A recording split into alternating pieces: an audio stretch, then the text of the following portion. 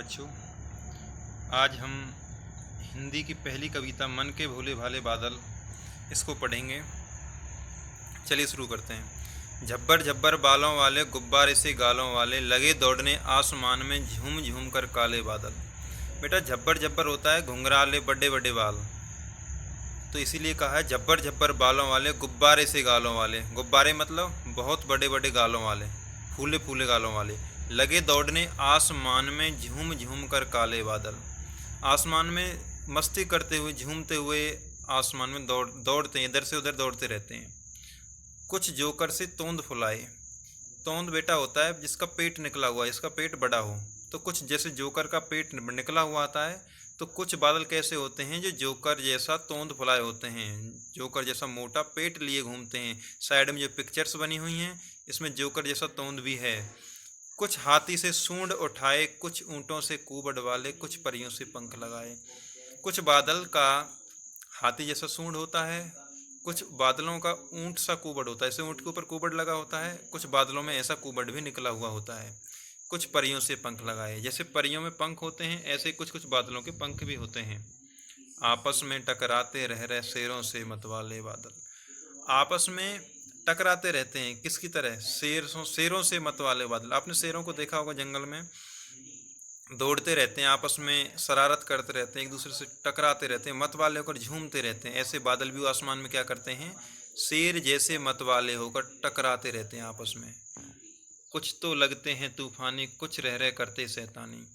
कुछ तो देखने में तूफानी लगते हैं और कुछ ऊपर रहते हुए शैतानी भी करते हैं, एक दूसरे से कभी मिलते हैं, कभी इधर उधर हवा के झोंकों के साथ इधर उधर दौड़ते रहते हैं, तो तूफानी ऐसे लगते हैं। कुछ अपने थैलों से चिपके झरझर झरझर बरसाते पानी। कुछ बादलों का क्या है, देखा होगा आपने, अचानक पानी आने लगता है।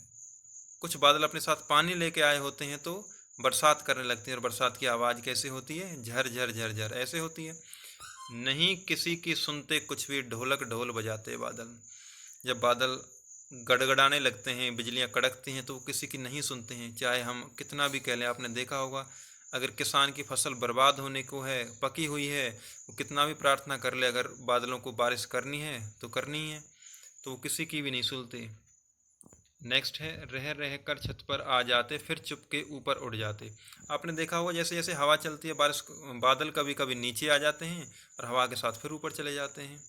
कभी कभी जिद्दी बन करके बाढ़ नदी नालों में लाते। कभी क्या होता है, पानी बहुत ज़्यादा ले आते हैं बादल, और हमारे आसपास जो नदी नाले होते हैं उनमें बाढ़ भी आ जाती है। फिर भी लगते बहुत भले हैं मन के भोले भाले बादल। फिर भी हमको अच्छे लगते हैं, क्योंकि ये बहुत भोले भाले बादल। आप अच्छे क्यों लगते हैं? एक गांव में एक कहावत है, मेहा तो बरसे भले राम करे सो होए। तो मेहे गांव में बारिश को बोलते हैं। बारिश कितनी भी हो जाए वो अच्छे के लिए ही होती है, अच्छी ही रहती है। तो इसलिए कहा है, फिर भी लगते बहुत भले हैं मन के भोले भाले बादल। इनको भोले भाले मतलब शरीफ बताया गया है। नीचे लिखा हुआ है कल्पनाथ सिंह। इसका क्या मतलब है? इसका मतलब है बच्चे, ये कविता कल्पनाथ सिंह कवि द्वारा लिखी गई है। अगर आपसे कोई क्वेश्चन पूछे कि इस कविता के कवि कौन हैं, तो आप कहेंगे कल्पनाथ सिंह। धन्यवाद बच्चों।